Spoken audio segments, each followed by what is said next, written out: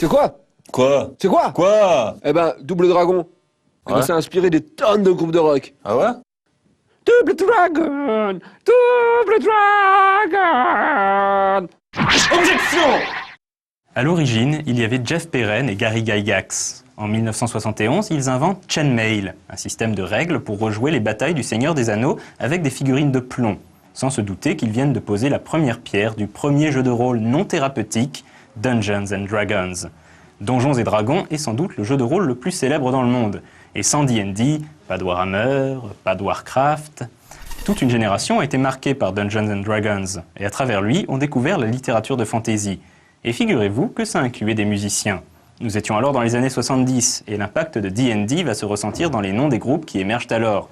La légende du métal Dio, je parle de Ronnie James Dio, pas du groupe japonais qui a repris le nom en douce, a commencé dans un groupe nommé Elf.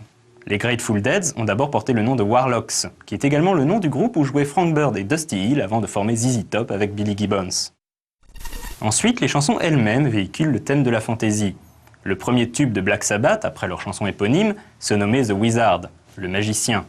Rainbow, groupe dans lequel on retrouvait Ronnie Dio et le guitariste de Deep Purple Ritchie Blackmore, avait une chanson nommée Man on the Silver Mountain, l'homme sur la montagne d'argent. Je pense que tout est dit. Deep Purple, puisqu'on en parle, avait une chanson nommée Stormbringer, le nom de l'épée maléfique dans Elric de Michael Moorcock. Musicien à ses heures perdues, Moorcock contribua d'ailleurs au groupe Blue Oyster Cult les paroles de la chanson Black Blade.